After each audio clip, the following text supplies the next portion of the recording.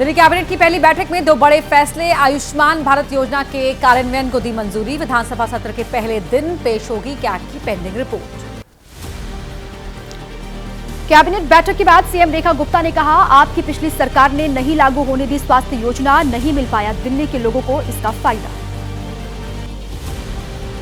BJP अध्यक्ष JP Nadda ने कहा, आयुष्मान योजना को लागू करने का था संकल्प। पहली कैबिनेट बैठक का फैसला प्रमाण, सरकार विकास के अपने लक्ष्य को साकार करने के लिए कटिबद्ध।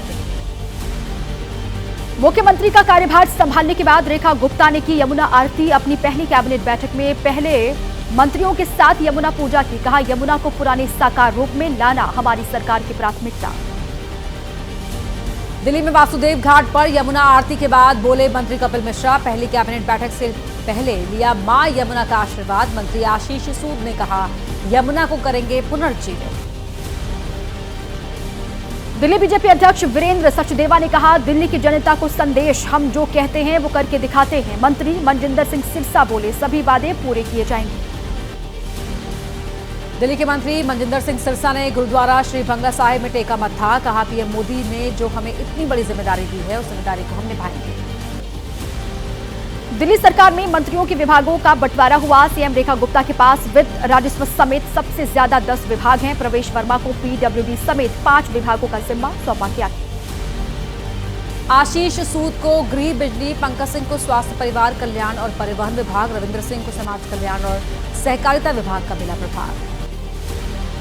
मनजिंदर सिंह सिरसा को खाद्य, वन, पर्यावरण और उद्योग विभाग दिया गया है। कपिल मिश्रा को विधि और न्याय, श्रम, रोजगार विभाग का मिला प्रभार। महिलाओं को हर महीने 2,500 रुपए देने का वादा। आम आदमी पार्टी के नेता आतिशी का बीजेपी पर धोखा देने का आरोप। कहा, पहली कैबिनेट बैठक में मंजूरी देने का किया था, चुनाव में वादा। आतिशी के बयान पर दिल्ली की मुख्यमंत्री रेखा गुप्ता ने कहा, हमारी सरकार है, एजेंडा होगा हमारा, उन्हें हमें सब कुछ बताने की जरूरत नहीं। केंद्रीय मंत्री पीयूष गोयल ने कहा, विकसित भारत के लिए विकसित राजधानी का होना बहुत जरूरी। रेखा गुप्ता के नेतृत्व में उज्जवल होगा दिल्ली वासियों का भविष्य। जेडीयू के राष्ट्रीय कार्यकारी अध्यक्ष संजय कुमार झा ने जताया भरोसा, 5 साल में निश्चित तौर पर दिल्ली में होगा बदलाव। दिल्ली की जनता को मिलेगा डबल इंजन की सरकार का फायदा। शिवसेना नेता श्रीकांत शिंदे का आरोप, दिल्ली की पिछली सरकार ने कुछ नहीं किया। हम जैसे महाराष्ट्र में कर रहे हैं काम, अब वैसे ही दिल्ली के लोगों के लिए काम करेगी डबल इंजन की सरकार। कांग्रेस नेता कुमारी सैलजा ने कहा, समस्या होने पर महिलाएं अपनी मेहनत से हर चीज करती हैं साबित। रेखा गुप्ता ने साबित करके दिखाया, इसलिए उन्हें बधाई। आरजेडी नेता मीसा भारती ने रेखा गुप्ता को दिल्ली के सीएम बनने पर दी बधाई। कहा, उम्मीद है बीजेपी नेतृत्व के दबाव में आए बिना दिल्ली के लोगों के लिए करेंगी काम। अब देश की राजनीति की बड़ी खबरें आपको दिखाते हैं फटाफट अंदाज में। प्रधानमंत्री मोदी आज करेंगे सो लीडरशिप कॉन्क्लेव के पहले संस्करण का उद्घाटन। दिल्ली के भारत मंडपम में 2 दिनों का सम्मेलन, राजनीति, खेल, उद्योग समेत कई क्षेत्रों की हस्तियां करेंगी शिरकत। बीजेपी अध्यक्ष और केंद्रीय मंत्री जेपी नड्डा आज रहेंगे वाराणसी के दौरे पर। काशी तमिल संगमम को करेंगे संबोधित। काशी विश्वनाथ मंदिर में दर्शन पूजन का भी कार्यक्रम। राहुल गांधी का बीएसपी अध्यक्ष मायावती पर बड़ा हमला। पूछा, आजकल ठीक से चुनाव क्यों नहीं लड़ रही मायावती? अगर वो साथ लड़ती तो बीजेपी कभी चुनाव नहीं जीतती। बीएसपी है बीजेपी की बी टीम। राहुल गांधी पर मायावती ने किया पलटवार। बोले, जिन राज्यों में कांग्रेस मजबूत वहां बीएसपी के साथ होता है जातिवादी रवैया। जब भी गठबंधन किया तब बीएसपी को घाटा हुआ है। कांग्रेस नेता उदित राज ने भी मायावती पर उठाए सवाल। कहा, राहुल गांधी ने जो कहा वो बिल्कुल सच। पिछली बार मायावती ने अपने कार्यकर्ताओं को बीजेपी को जिताने के लिए कहा था। राहुल गांधी ने आरएसएस पर निशाना साधा। उन्होंने कहा, मोहन भागवत कहते हैं अंग्रेजी नहीं सीखनी चाहिए, जबकि आरएसएस और बीजेपी नेताओं के बच्चे विदेश में जाकर पढ़ते हैं। राहुल गांधी ने केंद्र सरकार पर भी बोला हमला। कहा, देश को बांटने में लगी हुई है सरकार। देश की सबसे बड़ी समस्या बेरोजगारी पर सरकार का ध्यान नहीं, संस्थानों के निजीकरण में लगी है सरकार। राहुल गांधी के अपने संसदीय क्षेत्र रायबरेली के दौरे का आज दूसरा दिन है। कई कार्यक्रमों में शामिल होंगे राहुल गांधी। दौरे के पहले दिन एक चाय दुकान पर भी पहुंचे, स्थानीय लोगों से बातचीत की। बीजेपी ने अमेरिकी राष्ट्रपति के बयान को लेकर कांग्रेस पर लगाया आरोप। कहा, कांग्रेस से जुड़े विदेशी गैर सरकारी संगठनों ने की भारत के चुनावों को प्रभावित करने की कोशिश। बीजेपी नेता आरके सिंह ने अपनी पार्टी के नेताओं पर चुनाव हराने का लगाया आरोप। कहा 2024 लोकसभा चुनाव लड़ने के लिए भोजपुरी स्टार पवन सिंह को बीजेपी नेताओं ने दिया था पैसा। एनडीए ने आगे आने वाले सभी चुनाव मिलकर लड़ने का फैसला किया है। दिल्ली में जुटे एनडीए नेताओं ने बिहार और पश्चिम बंगाल समेत कई राज्यों में होने वाले चुनाव साथ लड़ने का संकल्प लिया।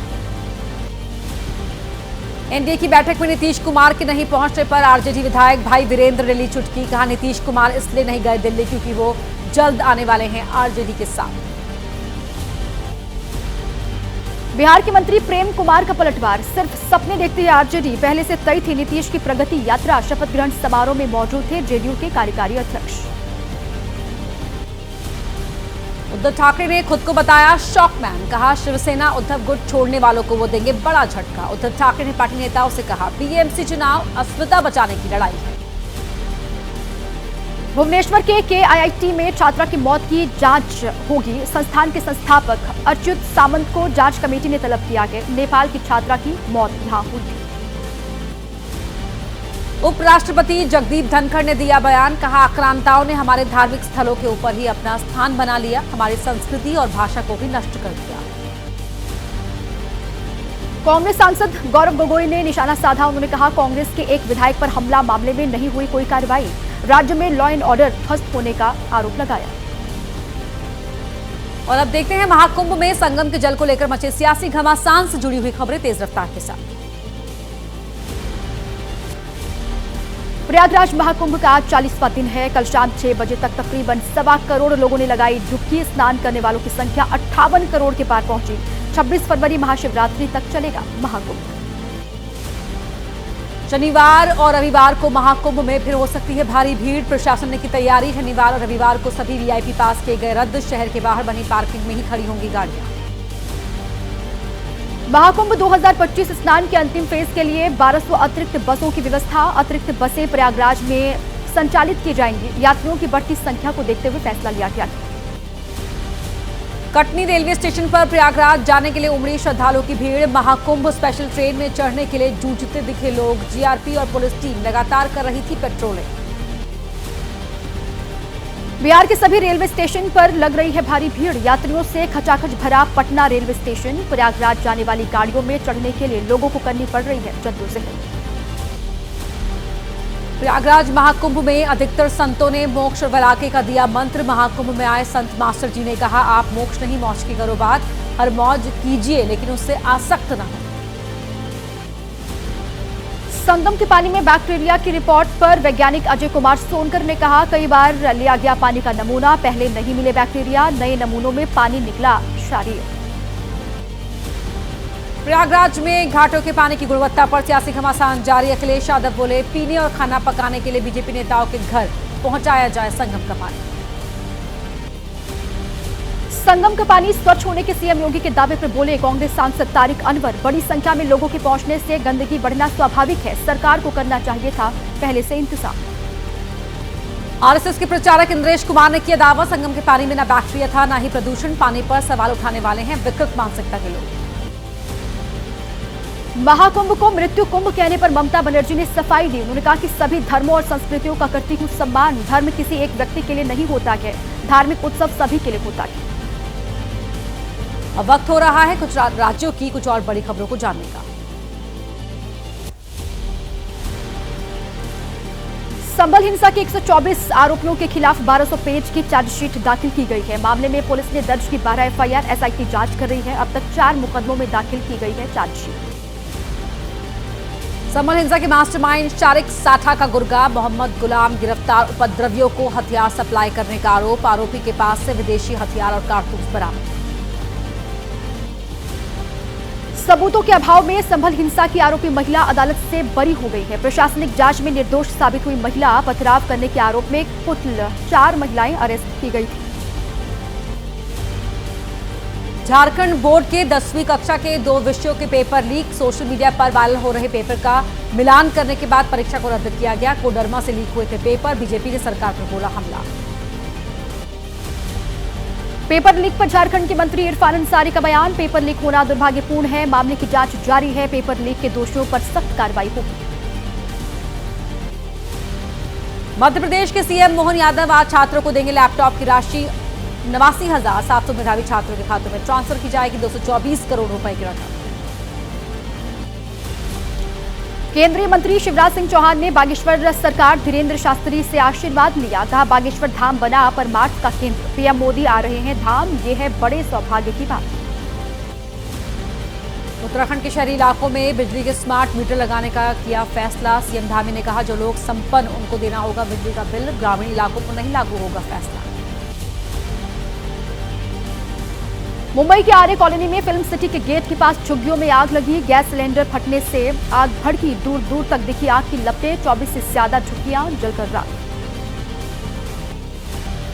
मध्य प्रदेश में 51वें खजुराहो नृत्य समारोह का आगाज। 139 कलाकारों ने मिलकर गिनीज वर्ल्ड रिकॉर्ड बनाया। कलाकारों ने 24 घंटे 9 मिनट तक लगातार किया डांस। जम्मू कश्मीर के अनंतनाग में हुई ताजा बर्फबारी, किसानों के लिए जगी नई उम्मीद। बर्फबारी का लुत्फ उठाने गए सैलानियों में खुशी की लहर है। पर्यटन व्यवसाय भी खुश दिखाई।